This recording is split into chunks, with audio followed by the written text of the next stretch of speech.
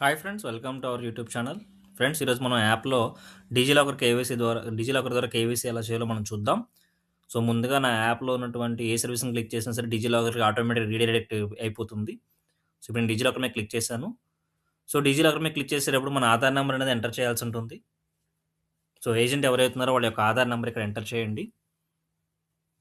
Aadhaar enter చేసిన తర్వాత next button మీద క్లిక్ చేయండి.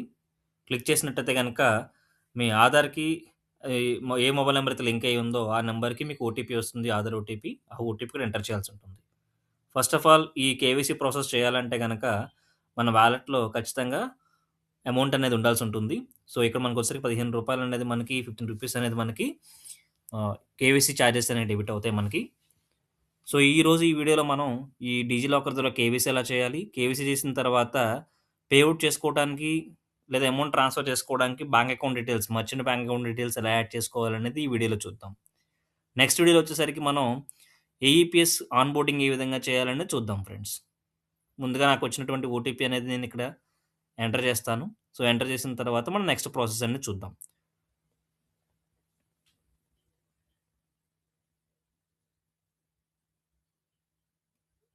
సో ఇక్కడ నేను ఓటీపీ అనేది ఎంటర్ చేస్తున్నాను. ఓటీపీ ఎంటర్ చేసిన తర్వాత మనకి డిజిలాకర్‌కి 6 డిజిట్ పిన్ ఉంటుందనమాట. ఈ పిన్ మీకు గుర్తున్నట్లయితే గనక మీరు ఇక్కడ ఎంటర్ చేయండి. లేని పక్షంలో అక్కడ ఫర్గోట్ ఎంపిన్ అనే ఒక ఆప్షన్ ఉంటుంది. దాని మీద క్లిక్ చేసి మీ డేట్ ఆఫ్ బర్త్‌లో ఇయర్, మంత్ సెలెక్ట్ చేసుకొని సబ్మిట్ కొట్టినట్టయితే గనక మీకు ఆటోమేటిక్‌గా రీసెట్ చేసుకోవడానికి ఒక ఆప్షన్ అనేది వస్తుందనమాట. ఆప్షన్ క్లిక్ చేసిన తర్వాత మనం ఎంపిన్ అనేది క్రియేట్ చేసుకొని సెట్ చేసుకోవచ్చు. దెన్ అది ఓపెన్ అయిపోయిన తర్వాత నెక్స్ట్ మనం క్లిక్ చేసినట్లయితే మనకిక్కడ ఆధారు, పాన్ 2 ఆప్షన్స్ మీద టిక్ మార్క్ సెలెక్ట్ చేయాల్సి ఉంటుంది. సెలెక్ట్ చేసి సబ్మిట్ కొట్టినట్లయితే గనుక ఆటోమేటిక్‌గా మన ఆధార్, పాన్ ఫెచ్ చేసుకుంటుంది ఆటోమేటిక్‌గా. ఫెచ్ అయిన తర్వాతే మనకి కేవైసీ అనేది కంప్లీట్ అవుతుంది. ఈ ప్రాసెస్‌లో మన ఆధార్‌లో ఉన్నటువంటి డీటెయిల్స్ గాని, పాన్‌లో ఉన్న డీటెయిల్స్ గాని 2 సేమ్ ఉండాలనమాట. పేరు గాని, డేట్ ఆఫ్ బర్త్ గాని మిస్ మ్యాచ్ అనేది ఎట్టి పరిస్థితిలోనూ ఉండకూడదు. ఒకవేళ ఉన్నట్లయితే గనక మనకి ఈ డిజిలాకర్ కేవైసీ అనేది కంప్లీట్ అవుద్ది ఫ్రెండ్స్. అది గుర్తుపెట్టుకోండి. సో, వన్స్ నా డిజిలాకర్ కేవైసీ ఎప్పుడైతే కంప్లీట్ అయ్యి మనకి టిక్ మార్క్ వస్తుందో, సో, వితిన్ 1 అవర్‌లో మనకి కంపెనీ నుంచి బ్యాక్ ఎండ్ వాళ్ళు అప్రూవల్ ఇస్తారు. ఒకవేళ మీకు రాని పక్షంలో నాకు గాని, కంపెనీకి గాని మీరు వాట్సాప్ ద్వారా కనెక్ట్ అయినట్లయితే గనుక మీకు ఇమ్మీడియేట్‌గా కేవైసీ అప్రూవల్ అనేది ఇప్పిస్తాను నేను.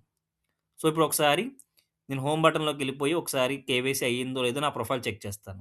ఎప్పుడైతే మన కంప్లీట్ అయిపోతుందో అక్కడ ఆటోమేటిక్‌గా ప్రొఫైల్‌లో మన ఆధార్ ఉన్నటువంటి ఫోటో అండ్ అదే విధంగా మన ఆధార్‌లోని డీటెయిల్స్ యాజ్ ఇట్ ఈస్‌గా మనకి ప్రొఫైల్‌లో అప్డేట్ అయిపోతాయి ఫ్రెండ్స్. ఎందుకనంటే మర్చెంట్స్ అనేవాళ్ళు ఎటువంటి ఫ్రాడ్ అండ్ యాక్టివిటీ చేయకుండా ఉండడం కోసం ఇంత సెక్యూరిటీ సిస్టమ్ అనేది తీసుకురావడం జరిగింది మన కంపెనీ వాళ్ళు.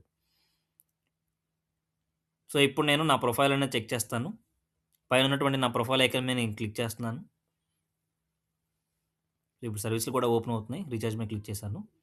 సో, ప్రొఫైల్ మీద క్లిక్ చేసినట్లయితే ఇక్కడ నా ఫోటో వచ్చేసింది. అండ్ అదే విధంగా నా డీటెయిల్స్ అన్నీ కూడా ఇక్కడ నాకు కనిపిస్తున్నాయి ఫ్రెండ్స్. ఈ విధంగా మనం డిజిలాకర్ కేవైసీ కంప్లీట్ చేసుకొని సర్వీస్‌లన్నీ యాక్టివేట్ చేసుకోవచ్చు. తర్వాత మళ్ళీ మనం ఏం చేద్దాము అనంటే బ్యాంక్ అకౌంట్ డీటెయిల్స్ యాడ్ చేద్దాం. ఇక్కడ ఎటువంటి బ్యాంక్ అకౌంట్ డీటెయిల్స్ లేదు కాబట్టి కింద యాడ్ బ్యాంక్ ఆప్షన్ మీద క్లిక్ చేశాను. క్లిక్ చేసినప్పుడు ఇక్కడ మీరు చూడండి బ్యాంక్ సెలెక్ట్ చేసుకోవాలి. అదేవిధంగా బ్యాంక్ బ్రాంచ్ నేమ్ రాయాలి. తర్వాత బెనిఫిషియరీ అకౌంట్ నంబర్ మనం ఎంటర్ చేయాల్సి ఉంటుంది. తర్వాత ఐఎఫ్ఎస్‌సి కోడ్ ఇవ్వాలి. తర్వాత వెరిఫై అకౌంట్ క్లిక్ చేయాలి. ముందుగా నాది కెనరా బ్యాంక్ సెలెక్ట్ చేసుకున్నాను. అదేవిధంగా బ్యాంక్ బ్రాంచ్ నేమ్ రాస్తున్నాను. కెనరా బ్యాంక్ అని రాస్తున్నాను. లేదా మీ ఊరు బ్రాంచ్ ఏదైతే ఆ ఊరు బ్రాంచ్ రాసుకోండి. అక్కడ ఇబ్బందేం లేదు. తర్వాత బెనిఫిషియరీ అకౌంట్ నంబర్ ఏదైతే నా కెనరా బ్యాంక్ అకౌంట్ నంబర్ ఏదైతే ఉందో నేను ఇక్కడ ఎంటర్ చేస్తున్నాను ఫ్రెండ్స్.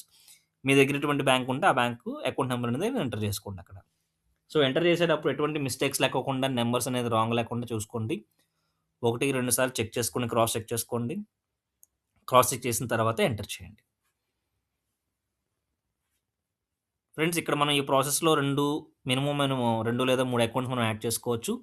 ప్రెజెంట్ నేను ఒక అకౌంట్ అనేది ఇక్కడ యాడ్ చేస్తున్నాను. బెనిఫిషరీ అకౌంట్ నెంబర్ నేను కంప్లీట్ చేసేసాను. తర్వాతసరికి మనం ఐఎఫ్ఎస్‌సి కోడ్ ఎంటర్ చేయాల్సి ఉంటుంది. ఐఎఫ్ఎస్‌సి కోడ్ ఎంటర్ చేసేటప్పుడు కూడా జాగ్రత్తగా చూసుకొని ఎంటర్ చేయండి ఫ్రెండ్స్.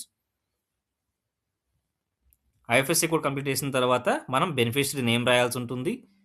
యాస్ ఎ మర్చెంట్ ఎవరైతే ఏజెంట్ ఉన్నారో వాళ్ళ పేరు మీద ఉన్నటువంటి అకౌంట్ డీటెయిల్స్ మాత్రమే ఇక్కడ యాడ్ చేయాలి తప్ప వేరే కస్టమర్స్‌యి గాని, వేరే రిలేటివ్స్ గాని ఎవరియి కూడా ఇక్కడ మీరు యాడ్ చేయకూడదు. ఒకవేళ యాడ్ చేసుకొని ట్రాన్సాక్షన్స్ ఏమన్నా చేసినట్లయితే గనక, ఆ ట్రాన్సాక్షను అదేవిధంగా మర్చెంట్ అకౌంట్ అనేది బ్లాక్ అయిపోతుంది పర్మనెంట్‌గా.